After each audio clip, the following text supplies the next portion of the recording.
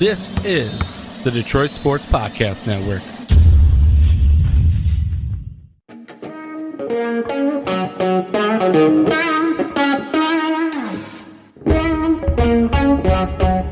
The biggest icon in podcasting.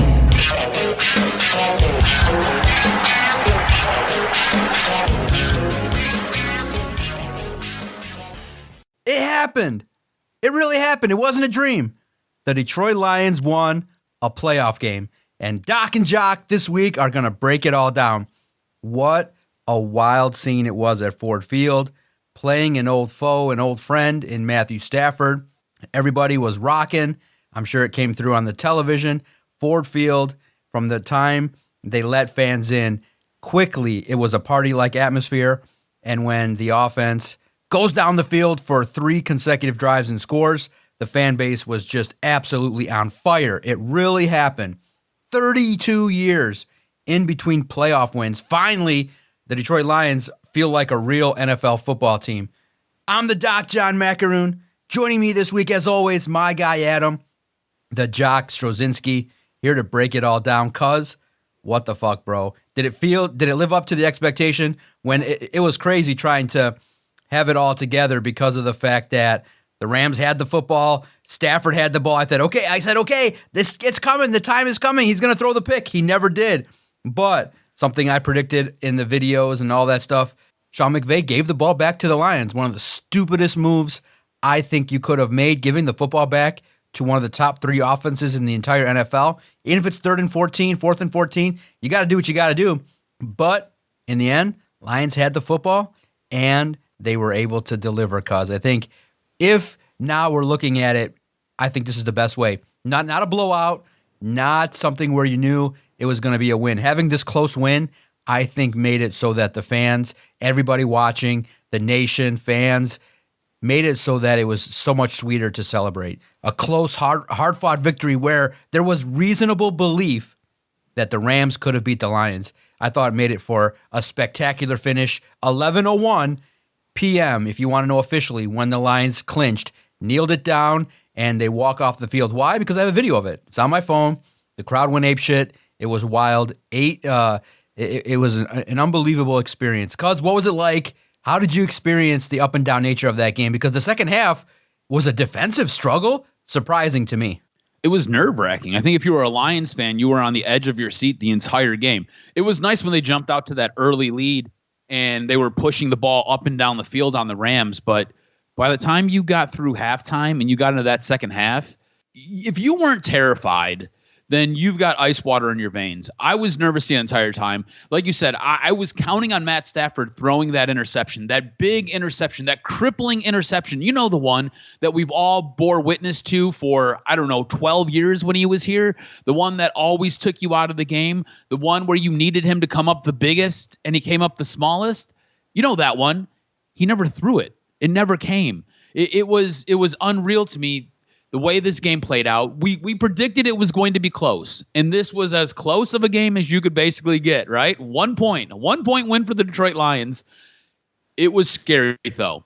The lack of offensive production for this Detroit Lions team in the second half had to have you biting your nails and possibly tearing whatever hair you have in your head out, because I'm bald, and I was pulling the hair out. The little bit that I have left, I was pulling it out because I was like, oh my God, they're going to collapse. You had to keep thinking that, oh my God, it's going to happen. You're such an abused fan, right? Where you're just preconditioned to think that they're going to somehow screw this up. They've got the lead, that a big lead going into halftime. Somehow they're going to mess this up. You know what? They didn't. These are the new Lions, not the same old Lions. These are the new Lions, and the new Lions got to win.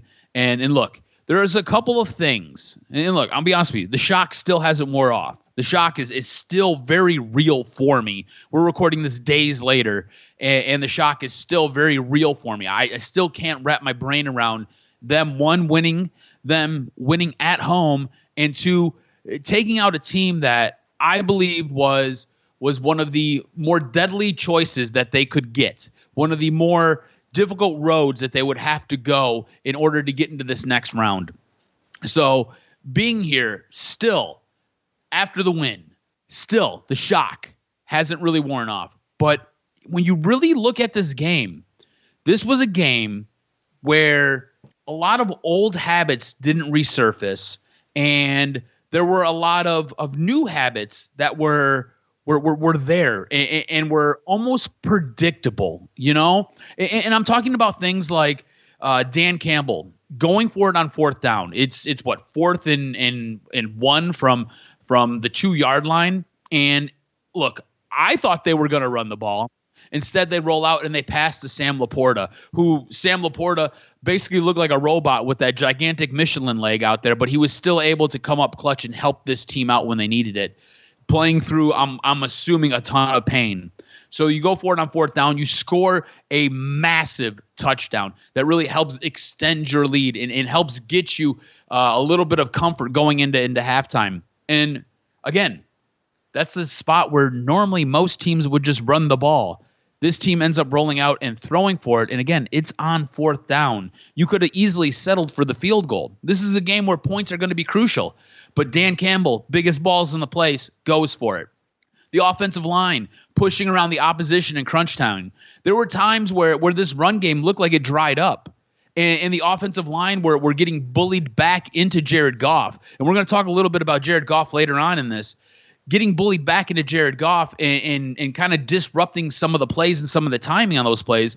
But when they needed it the most, arguably the best unit on this team, the offensive line, comes up huge and allows a guy like David Montgomery to pick up massive yards when they need the yards. They need to eat up the clock. They need to get a first down.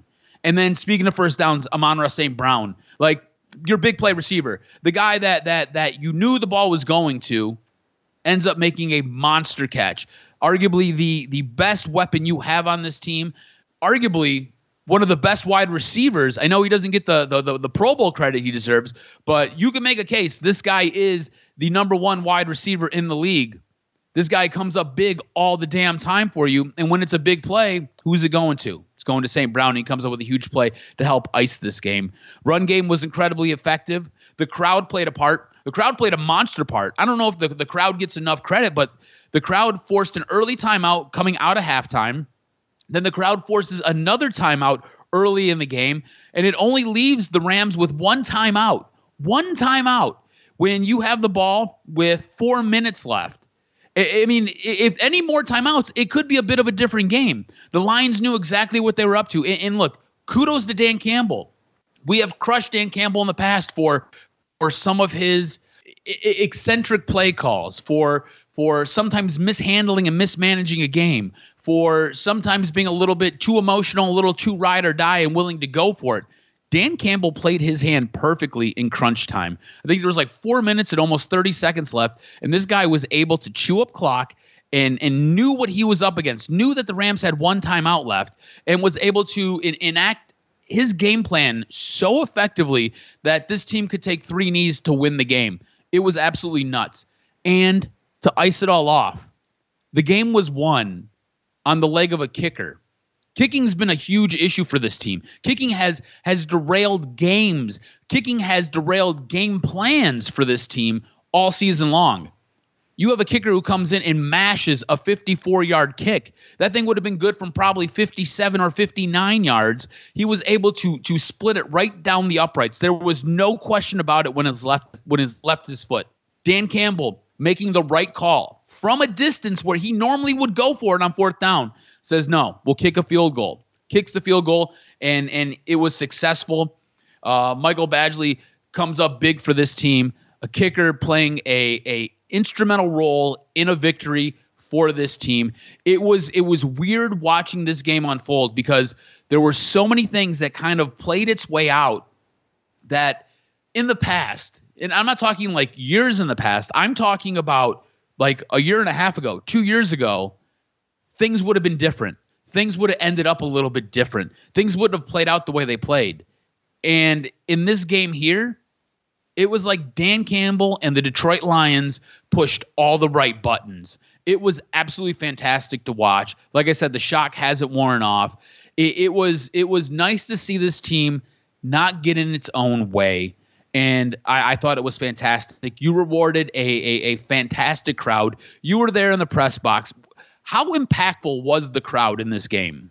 Oh, yeah, because 2 timeouts needed to be taken by the Rams in the second half when they desperately needed it. They didn't have any. So that's what made the execution on offense spectacular, in that the crowd, even though Matthew Stafford pretty much handled it in the first half, he checked into it. It was back and forth. Obviously, the blown coverage, Puka Nacua is the real deal.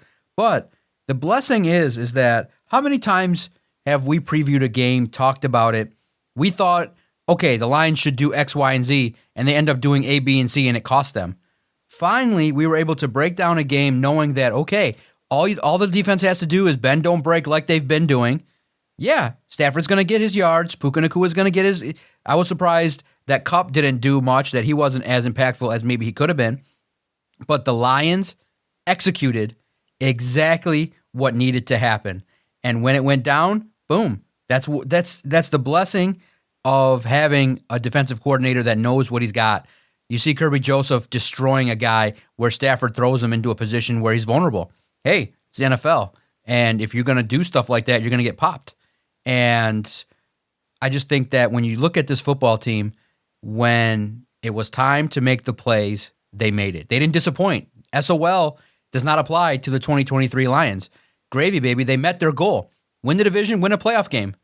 The rest is gravy. Now, bigger goals ahead. You don't want to lay an egg against a team you've already beat. But for the purpose of what excites everybody, cuz, what excites you, me, everybody, the Lions are on the rise. This is just the beginning. Young wide receivers, young running backs. Yeah, you're going to have to retool the offensive line, but we all have faith in Brad Holmes that he's going to be able to do it. And I think that Brad Holmes screaming in the elevator is a representation of the fans. That's what everybody inside wanted to do, was like scream and like, oh my goodness. Some people crying, some people figuring out like what the hell just happened. Some people in shock. A lot of emotion in this game. A lot of emotions. You know, it was good to see the Detroit Lions come through. And for once, we're not on the other side sitting here going, oh my God, the refs who again called a ridiculous call on Taylor Decker, who probably needs to send officials like a care package or something because they called him for a false start when the other guy flinched clearly in front of the whole world. He jumped into the neutral zone. It was nuts watching it on TV. It was crazy. Yeah, no, like you said, the shock has not worn off. It's you know what else? There was a critical call by Dan Campbell that took place in this game, where it was, I believe it was 3rd and 4, and there was a penalty, and Dan Campbell the Lions get the stop and elects to push the Rams back to 3rd and 14 and make them go for whatever it was that they were going to go for. Like you talked about when you're in your opening monologue, like Sean McVay kicks the ball back to the Lions, thinking that he's got a shot if his defense can hold for within that next 4 minutes. But Dan Campbell rolling the dice, saying, no, I believe in my defense. They're going to get the stop here. And look, that right there, this team is built so uniquely and are built for these moments because you've got, like you said, you've got an offensive coordinator who understands what he has and puts his guys in positions to make plays and win games. You've got a defensive coordinator who sometimes I feel like he is playing with one hand tied behind his back, because you and I both agree this defense isn't great. I think you and I both agree that they need another pass rusher up front to really help solidify what is going on this defensive line and could really help this secondary. And I've got a bunch of issues with the secondary that I want to get to. But you have a head coach who's like, I know if we put them in pressure spots, we are going to get diamonds. And Dan Campbell has no fear of putting his guys in spots where they have to make plays. Has no fear of saying, yeah, cool, I'm glad you stopped them there. Now do it again. Do it again and let's go win this thing. And that's what he did with that play call. And it's honestly, I feel like our head coach is a little bit of a madman. I know that there are analytics, and analytics tell you a lot of different stuff, but I feel like Dan Campbell operates and coaches from a place of borderline craziness, and it has been embraced by this fan base. And I feel like it has been embraced by the rest of the NFL fan bases.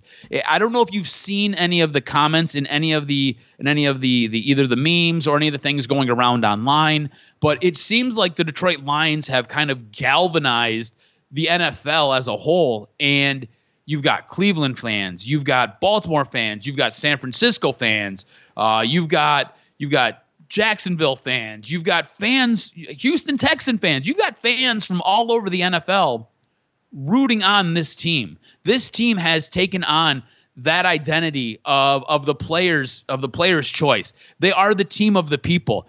Have you noticed the outpouring of other fan bases coming and basically willing and wanting and pushing the Detroit Lions to the forefront? Have you noticed any of this? Oh yeah, it's good because it's a likable team. I mean, they've embraced the community.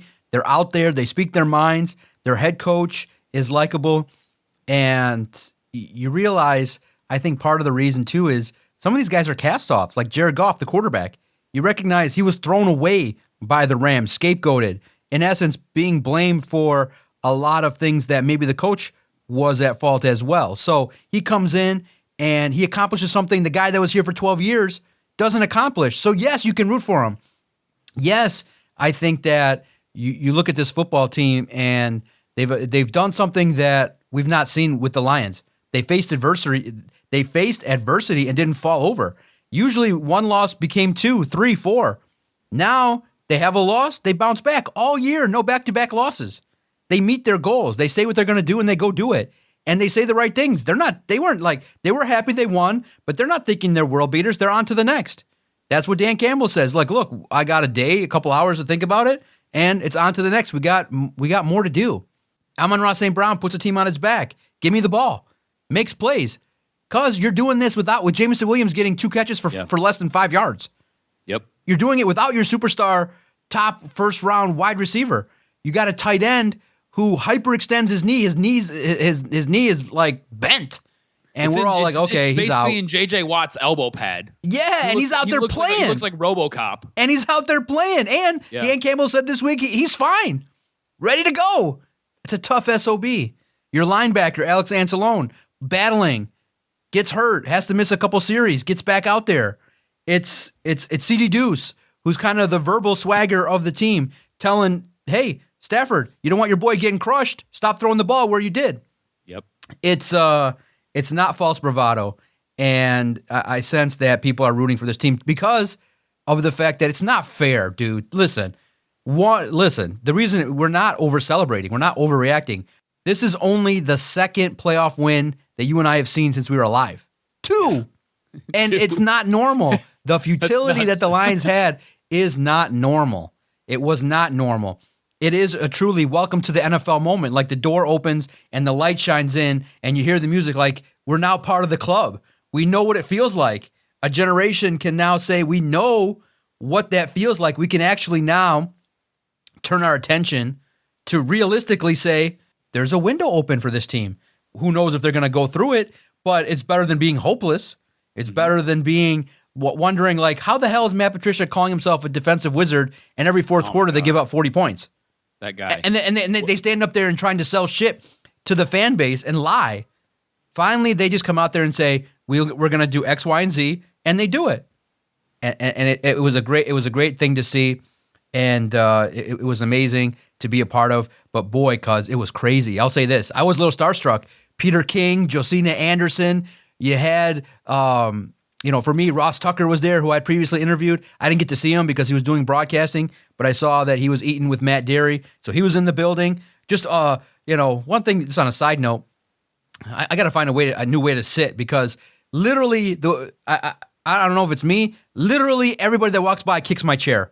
It's like, boom, sorry, boom, sorry, boom, sorry. I'm like, what the hell? And I'm not. I keep looking, repositioning, and to see Peter King there was crazy. Sitting like 4 seats down, and to be able to watch it, like I said, I'm definitely appreciative that you guys let Detroit Sports Podcast in that building. The light show was crazy. Look, is it worth $800 to go? No, but the memory for those that were there, it lasts a lifetime, and they'll always say it's priceless. But in my situation, couldn't enjoy it as a fan. Had to work and be there till 2 a.m. But in the end, it's good now to talk to you about it. To say the Detroit Lions, cuz they can get to the Super Bowl. It might be tough, yes, but there could be a trip to the 49ers. And hey, So- what better way to enter the NFL than go toe-to-toe with a team that is in the middle of their run? So let's go do it, and let's not. But I gotta say, are the warts defensively too big to potentially win this week? I think they're gonna pretty much win by 6 or 7 against Tampa Bay. I feel like they know them. They have confidence against them at home. I would be shocked if they lose this one. Yeah, this was a team that, and let's not look past Tampa Bay, right? Like Tampa Bay is a good team, right? I mean, watching the Eagles Tampa Bay game, God, the Eagles are such a mess. There is something not right in the water there, and you can see it. It spills over into the play and onto the field. And watching that game, I was almost hoping that the Eagles would win. I know the Eagles are a little bit more of a dangerous team, but watching them play, there's just something not right there. And you look at Tampa Bay. Tampa Bay is a team that you have familiarity with. You played them earlier this year. Tampa Bay is a team that has weapons. Rachaad White is a very good running back. Can do basically anything. He can run. He can catch. He can block. He can do whatever you need him to do. You look at their wide receivers. Mike Evans. He's got a bit of a history. He's pretty good, huh? Godwin. He's pretty good too. They've got a couple of other guys that line up wide that are pretty decent as well. So there are guys all over the place offensively for that team, and they are really carried by their defense. Their defense is nasty. Their defense is there to punch you in the face. Their defense is ready to get after you. And you don't want to take this game for granted. Look, I think you and I both believe that they're going to win this game, and they should win this game. This is a team that faced them earlier in the year. The Lions weren't necessarily 100% healthy. They end up going on the road. They go to Tampa Bay and they end up winning 20-6. It was a fun game to watch. It was a fun game to come down from. You had Jameson Williams take advantage of a situation where he was able to score a touchdown in that game. So this team should match up well against the Tampa Bay Buccaneers. Again, their strength is on their defensive side of the ball. They've got guys up front who are going to make it difficult for Jared Goff. Now, what I think, and this is going to get a little nerdy, so just kind of bear with me a little bit. Jared Goff, we're talking about warts right now, and things that are kind of that could really trip this team up on their way to possibly playing San Francisco or possibly playing Green Bay for the NFC Championship. Things that could trip them up. Jared Goff and his happy feet. This is one of those. This game against the Rams. This was one of those games where, as I was watching it, I was growing increasingly more frustrated with this one aspect of Jared Goff's game. When the offensive line breaks down or they're able to get pressure on him, it's like his brain short circuits and he's not able to scramble. Or if he is able to scramble, it's like his shoelaces are tied together and he trips over his own feet. His ability to maneuver off of the spot and to try to create a play downfield or try to buy time or try to roll out of the pocket and just fall forward, not take a sack or lose yardage falling down is unreal to me. The lack of the ability to be able to do that is absolutely crazy. Now, the thing that Tampa Bay does is Tampa Bay likes to bring pressure, but Tampa Bay doesn't do all-out blitzes. Tampa Bay basically sends 5 guys. And you know how you counter 5 guys? You've got 5 of the best guys up in the front. You can add a tight end or 2, and you can add a running back. If you go with a 21 package, right? Again, I said it's going to get nerdy. A 21 package, so 2 tight ends, 1 running back. You essentially have 8 guys trying to block 5. You should win that matchup every day, and that should keep the pocket clean for Jared Goff, who should be able to throw it downfield, and your guys should be able to take advantage of whatever is developing down there. So there are ways to combat that. There are ways to kind of stifle that. Conversely, we mentioned the big wide receivers for Tampa Bay. And look, Baker Mayfield, I like Baker Mayfield a lot. I think Baker Mayfield got a bit of a raw deal in Cleveland. I thought he got a raw deal in Carolina. I thought he's gotten a kind of a raw deal up until this point where he's playing some of his best football in Tampa. Baker is dealing with rib injuries, dealing with a leg injury. He's banged up. Your defensive front should be able to take advantage of that, because I can foresee those wide receivers taking advantage of your bum ass secondary. Cam Sutton is such. I sent you a text message. I was like, he's such a bum ass mother, and I just like. I can't stand to watch this guy. He is a walking pass interference penalty. He is constantly falling down. He is constantly getting juked out of his jock strap. He is constantly getting burned. You know, the secondary on this team, and I'm not talking about the safeties, I'm specifically talking about the cornerbacks, are not very good. They are not good. And Sutton gets basically he is the target when I'm scoping around, I'm watching these games. He is the guy who is constantly getting picked apart. He was your big name free agent that you went out and you brought in. He was the guy who was supposed to help this secondary. He's not good. He is not good at all. You're going to have to figure something out next year. He is a gigantic weakness on this defense. And look, when I said that they need to bring in another pass rusher, you bring in another pass rusher, put him on the other side of Aiden Hutchinson. And look, Aiden Hutchinson's a dog. That guy's been playing out of his mind football. You get him a partner, all of a sudden that secondary looks better because now the quarterbacks don't have as much time. I think this is a good matchup for the Lions. I think the Lions defensive front will be able to get to Baker, will be able to upset him a little bit, will be able to make things a little bit chaotic for him. Again, he's banged up. He's not as mobile as he could be or should be. That plays into Detroit's hand. On top of that, watching him play, again, I like him. The guy does not have fantastic accuracy downfield. You go back to the game when Detroit played them earlier this year, there were a lot of overthrows. There were times where those wide receivers had this secondary cooked. I'm talking cooked like a burnt steak. They were toasted. And he just overthrew guys or he underthrew guys. His accuracy downfield is not ideal. The guy anywhere from short to intermediate, he's fantastic. Downfield, not great. Guy's got a cannon for an arm, but it's legitimately, it's a cannon. It can kind of go anywhere and everywhere, and it's not always where it needs to be. So I think that helps your rough secondary because, again, that secondary got toasted.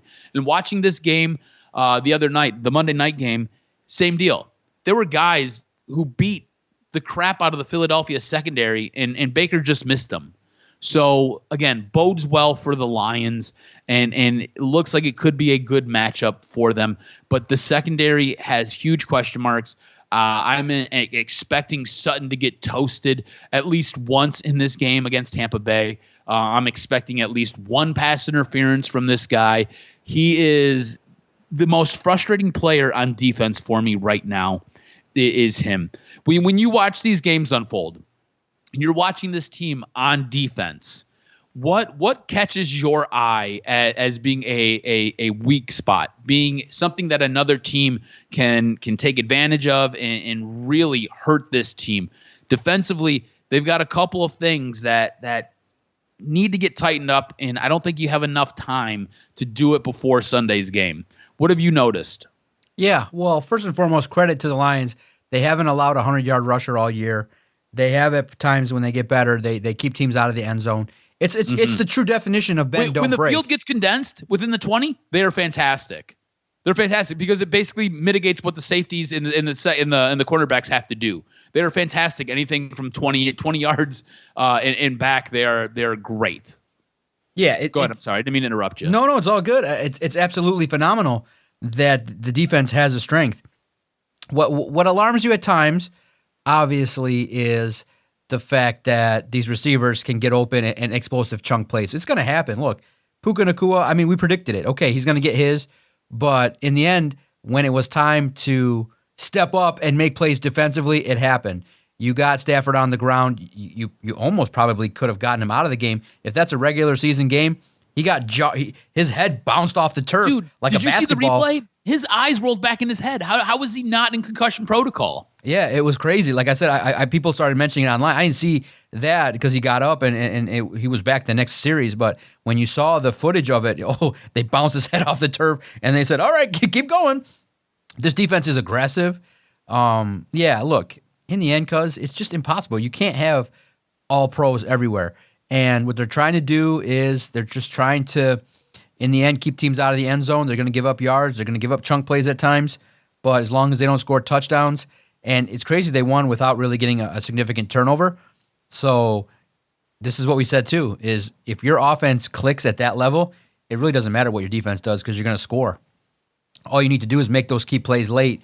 And really, too, this is great too because if you saw the game against the Eagles, Baker Mayfield looks like a sitting target too. He's a little bit more mobile and athletic, but you can get to him. You can get to him. You can rattle him a little bit. And this is a game too where if you get up early, it's going to be almost impossible for the Buccaneers to come back. So I'm very excited. I'm really looking for the opportunity for this defense, again, to prove what they can do. And you never know. People could come back healthy. James Houston, I'm not certain yet, but Dan Campbell keeps saying he's better, but he wasn't out there last week. I would be kind of surprised if he's not out there this week. And you got 3 good safeties. So it's going to be fun, man. That offense, because you have to credit that offense. It's world class. When they're clicking, it's good too because knowing that the Bucs are going to blitz and their defense is good, Jared Goff is going to be able to find Gibbs for some short gains. He's going to find St. Brown. I think St. Brown, again, is just going to will this team to victory.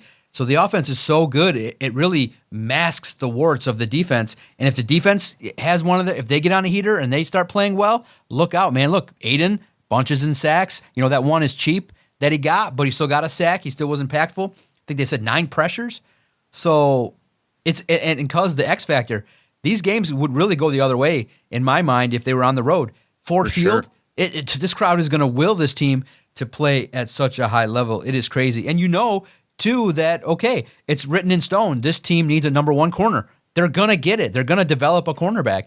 And I think it's going to be spectacular. And you never know. Maybe Emmanuel Mosley comes back next year and maybe even has an opportunity to come back and play a full season if he's healthy, but he's got 2 unfortunate, significant knee injuries. So we'll see what happens. But all you need, really, 1 edge rusher. You need 1 lineman, 1 edge rusher, 1 cornerback in the draft, and you got the makings of a very, very, very strong opportunity next year to win a bunch more games. So that's why it's crazy, man. And that they don't have to play. Because how many times in the past would we have to say, look, they have to play their A+++ game for a chance to win? You could argue the Lions played it like a B- game, had some issues, and still won the game. That's what's crazy about this year's team. If I would have told you when the playoffs started that everything being what it was, everybody going where they went, that the matchup that might terrify you the most after the first round could be lining up and matching up with Green Bay in the NFC Championship game, what would you tell me? You tell me I was crazy. If you look at the way, like, the 49ers are a dangerous team. They have offensive weapons everywhere. Defensively, they've got guys everywhere. That is going to be a tough matchup.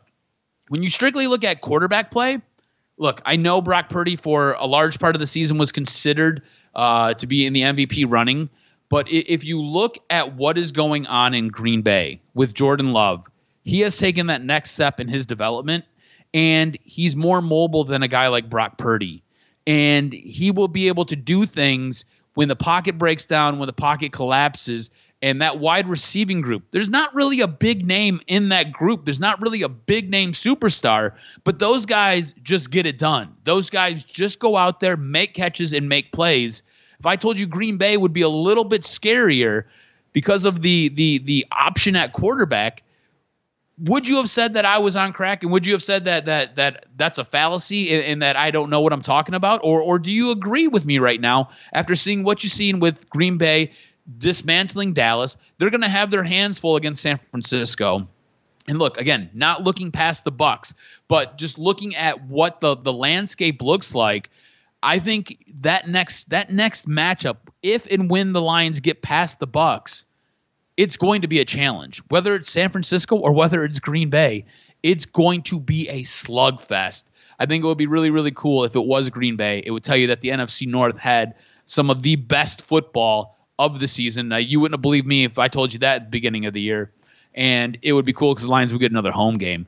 But what are your thoughts on a possible future matchup between the 49ers and Green Bay? Man, Green Bay, they shocked everybody. The crowd was chanting, was excited. What a ass whooping. What chokers the Dallas Cowboys are. We could see Bill Belichick over there. What an unbelievable situation to be able to not have to travel this week. I'm like so thankful. I mean, it's tough because you naturally go into it thinking that the Lions would need to play their A++ game to beat the 49ers. I think the NFC title, could you imagine the storyline?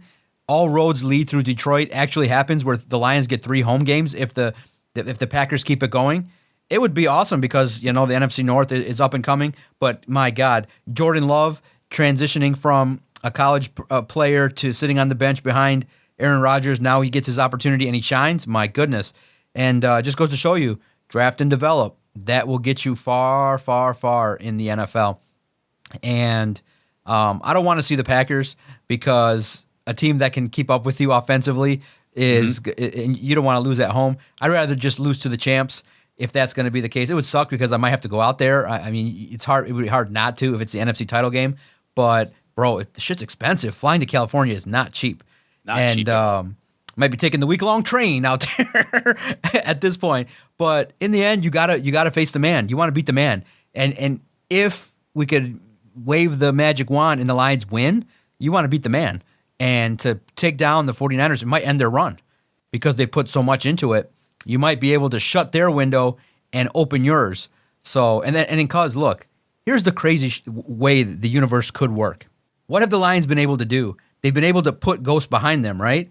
They were able to defeat Matthew Stafford. Okay.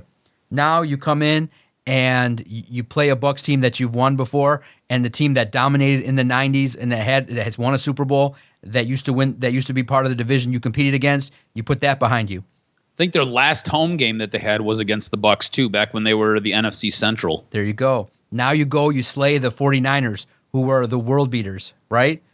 Then, if you cap it all off, who broke the heart of Dan Campbell with the 66-yarder? The Ravens. The talk of J-Mo loving up on Lamar. Could you imagine if that's the path that they take? It's the Rams, the Bucs, the 49ers, and the Ravens. I mean, you're talking about some legacy type shit here and the universe conspiring. And Dallas loses after they were the pseudo number 2 seed. I mean, the football gods here might be going, all right, Sheila, we fucked you before. We gave you all these shitty refs. Maybe we'll part the clouds and let something good happen. 30 years of crap. Here you go. Yeah, here you go. The one run where there's not a superstar team where you have a situation where it could happen. So let's see. But in the end, it's all gravy, man. It's gravy. I think the Lions are not going to get dominated.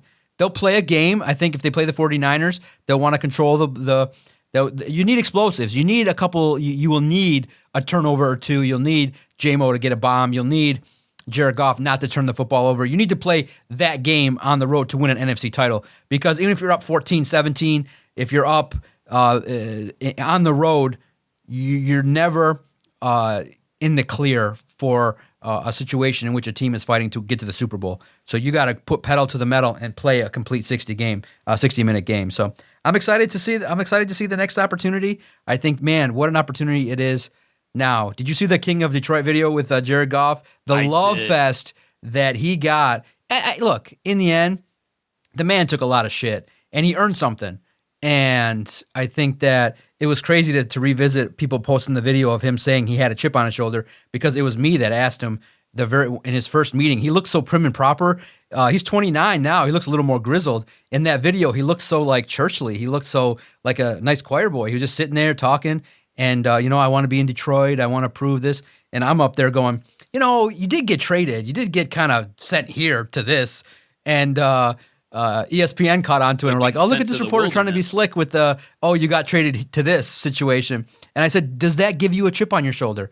And he prefaced it by saying, look, yeah, I'll be honest. Yeah, it gives me a chip on my shoulder. He's like, you always want to be able to be in a situation where you're wanted, and in this situation, I got a chip on my shoulder. Yeah, getting traded is a situation that puts something on me, and I'm going to make the most of it. And he did.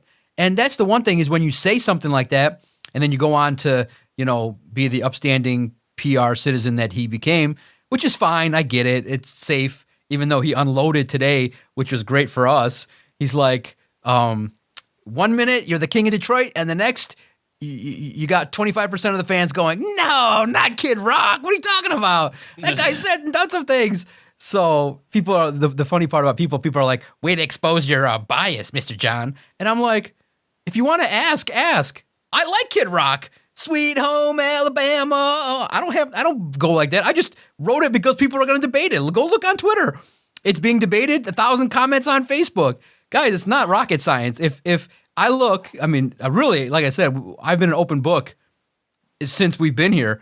If you post something and 800 people comment on your tweet, I got to write a story about it because 100 people are going to talk about it there and people are debating it. Oh my God, Jared Goff wants and Jared Goff doesn't give a rat's ass about politics. He just wants a Detroit celebrity there, like because Eminem got the love, all the ex-Detroit Lions were there. But it's been a fun debate outside of Kelly Stafford that Jared Goff wants Kid Rock. It is crazy. But it's everything, all Lions. We talk about everything. We don't hide away from anything that is interesting to debate.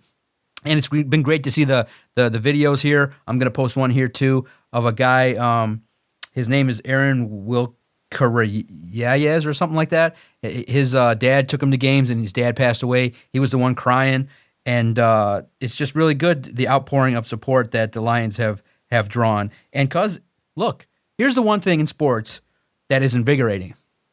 For you, me, everybody. Hope. We used to have no hope. We'd come in and be like 8-9, we're going to lose. You got Stafford. Okay, this is year 7, 8, 9, 10, 11, 12. A good 7 years of waiting to move on from somebody that you knew was not going to win. With Jared Goff, now that he's done it in the postseason, you can say, hey, add 2 or 3 more pieces. Maybe he does it. Before you couldn't say it. Now you can. And this is what we've been craving to talk about, X's and O's. Not the players that can't get it done. We're talking about serious competition here at the highest levels of football. And you got Dan Campbell who just says the right things. I'm sitting there 4 a.m. just thinking about how I can get my team ready, how I can do this. And he said something too. I don't think we have any that he's going to play because when they say they have receipts, that means national. But he's like, oh, I got plenty of receipts. It's just not time yet to release it. Oh my God. Dude, could you imagine Dan Campbell sitting there with a list of national media like Mike Florio, Stephen A. Smith, talking shit, Rob Parker, Joy Taylor, who we've had on the podcast to explain herself, calling him dumb for wearing a helmet, calling him a meathead, and he's one of the brightest offensive minds in the world, being taught by the best of the best in Bill Parcells and Sean Payton, who have won rings, and you're getting called a meathead. Could you imagine if he wins a ring, what he could say? It's just, it's a perfect, like I said, Brad Holmes screaming in the elevator. Go look at that video again because it almost looks like Chris Spielman wants to laugh, but he's trying his best to keep a stern linebacker jaw.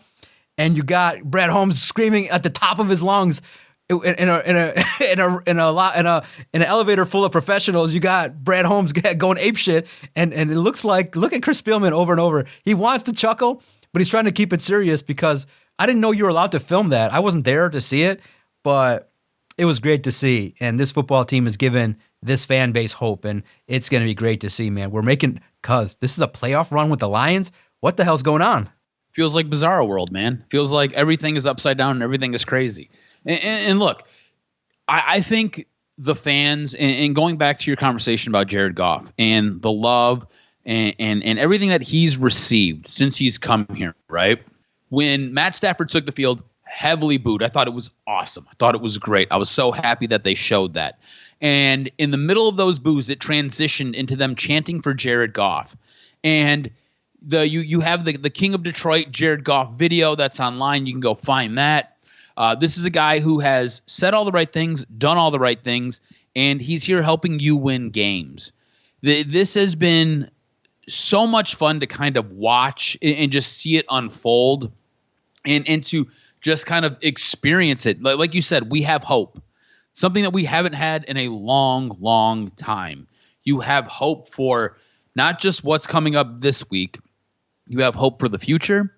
You feel like you have guys in Dan Campbell, Brad Holmes, Chris Spielman, the Diz, Mike Disner. You feel like you've got hope in this front office, and they're able to do what they want to do. You go back to the trade deadline. We hammered this team. We were upset. wanted another pass rusher. We wanted some help because we could see the potential. We could see this team having the ability to go ahead and make these power moves in the playoffs, and we felt like they were lacking a little bit, that they needed a little bit more. And we crushed this team, and we voiced it vehemently. We were upset. We wanted more. And you look at what this team has done. This team has basically pushed all in for the season and said, this is what we've got. This is what we're going with. This is what we're doing. Next year will be next year's chapter. But right now, these are the guys that we're rolling with for this chapter. And we feel like these guys are going to give us the best chance to make noise and make history. And it really feels like this front office, this coaching staff, and these players have pushed all the right buttons. And look, now they've got another challenge. You want to keep writing history. You want to keep making history. You're going to have to show up. You're going to have to shell out, and you're going to have to punch the Bucs in the face. And you're going to have to take this W to figure out whether you're hosting or whether you're traveling to San Francisco for the next game. And we can debate that, and we can talk about that when we get there. But this is a big moment. This is a monster play for this organization. And on top of it, this is the one thing that is sometimes overlooked. At least right now it's overlooked because we're in the moment. We're living through this. We're excited for what's coming up this week, and we're excited for another shot to play again, with another shot to play one more time to eventually get to a Super Bowl. Is you can see, when all these videos come out, you can see the love that this team has for each other. You can see how this city has embraced this team and how these fans and how this team reciprocates that. And that's a big deal. That is a huge deal. On top of it, this is a team that is going in. And look, we all know that they are not perfect. This is not a perfect team. This team has flaws, but this team is able to win. You've got a head coach that the players love, and the coach loves the players. And you've got a front office that is able to make power moves, whether it's trading, whether it's drafting guys, whether it's developing guys. You have a front office that has a good head on its shoulders. When it comes time for free agency, when it comes time for the draft, you are going to be able to acquire more talent because of what you're doing right now this season. And that's a big deal. And like I said, oftentimes we're at this stage of the game, that's overlooked. We're not really looking down that far. We're trying to get through this week so we can get to next week. But it's a big deal. What I'm telling you is this team is set up really, really well for what is to come in the future. And this team is set up right now to possibly win and go all in for an NFC championship with the right to play for a Super Bowl. So we are in a very good spot. If you are a Lions fan, you need to be happy. You need to be excited because you are in a fantastic spot. How do you see this game against the Bucs? Big game. And we've already kind of ran through some of the matchups on where this game is going to be won and lost. How do you see this game with the Bucs playing out? I know you said that you feel like it's going to be anywhere from a 5 to 7 point win, but what are you giving for a score? And who makes the big play? Can't wait. I'm on Ross St. Brown, Jahmyr Gibbs, baby, all day. Big plays. Big players make big plays in big games. Obviously, Aiden Hutchinson going to hit Baker Mayfield. Got to love it. Got to go with the guy that's going to be around the ball. Kirby Joseph will get the interception. He'll do his thing, pick six. I think it can get out of hand early. Obviously, to be competitive, I see a 30-24 win and Ford Field blowing out eardrums. I see a celebration of and cuz. Here's what could make it even a 2-touchdown game.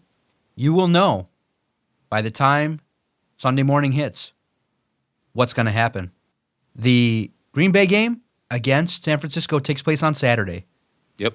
If Green Bay pulls the upset, you now know when and the NFC title game, the football team that will appear in the Super Bowl will walk off the field having played at Ford Field if the Packers win and the Lions win.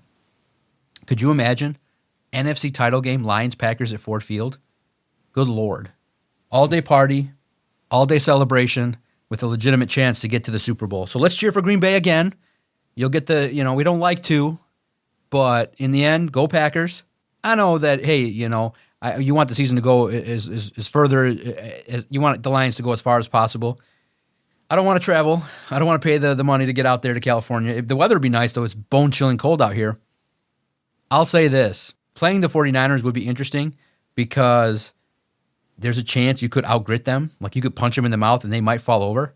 Yep. You might take a body blow a couple shots early, like get down 14-0, but if you get back in it, Lions have that it situation going on where us against the world, the refs screwing the Lions, added motivation, hungry head coach who was called a buffoon, hungry quarterback who was discarded, hungry wide receiver who got told he was a cast-off, a hungry general manager who started off in PR. Man, it's a recipe for some special things. But in the end, because the Lions' window's open. Next year is going to be tough in regards to the schedule, but you got the right makeup and you're going to get more reinforcements. So it's been a special year. They've only lost 5 games. They've won 13-5. I've written 13 positive game stories in a single season. That might have been the number I wrote in the 4 seasons before. I became an expert on how to write. After 60 minutes, the Lions fell again, dropping their record to 1-7. It was cut and paste, man. It was easy. Oh, they had the lead in the fourth quarter, and they gave it up. Too many penalties, too many false starts. And I don't know how much you're taking in of the postseason, but watch the Lions and watch what the Eagles and Cowboys did. The vast difference in what the players look like and how they performed. That film of the Eagles is what a Matt Patricia team looks like. That is a soft team. That is a team that has no hunger, no, as they say, grit. They have no grit. It is different. They were looking at the highway and they wanted to get to Cancun. That was crazy. That was crazy. So I'll say this, man. It's a good time. It's a good time to be a Lions fan. Good time to soak it all in. Make sure you listen to the podcasts. Check out our Twitter page at Detroit Podcast. You guys have been showing out. It's great to highlight all the content creators out there creating hype videos. You guys were gracious to thank me for posting it. Absolutely. If you do good stuff, we'll post it, give you the credit you deserve. And Champaign Athletics posted that video. We got 100,000 views off of people seeing it. So in the end, it's all everybody in the Detroit community helping each other out, really supporting the Detroit Lions. And for you guys to support it and to comment and to get after it, gaining followers, really, in the end, you make it fun because you guys are wilding out. You answer our questions. You hop on the Twitter machine. You appreciate the stuff we're doing, and we can see it through the podcast and through the All Lions website. Cause it's gonna be fun, man. The divisional round, the Detroit Lions, 3 o'clock Sunday is perfect. Cause it's tough. It's a grind, man. Getting out of a stadium at 1:30, bone chilling cold. The players definitely get out there fast. It's like when the scene in that locker room was crazy. Because this year, in years past, I would actually listen to Dan Campbell's session, but because it's just me there representing the website, I get to the locker room instead and let the YouTube. We can get the YouTube audio from Dan Campbell. Cause it was literally it's like limited real estate, and you got a claw. You can see me in some of the videos posted. You can see how I try to get the video and stuff. But you had reporters like standing on the desks. You got people like literally somebody would be willing to just shoulder tackle me out of the way to get their camera in front of these players. It's a wild scene. Luckily, what you do is when there's somebody with the scrum, you can go and talk to somebody else. So that's how I got to talk to Panay Sewell and get that video there.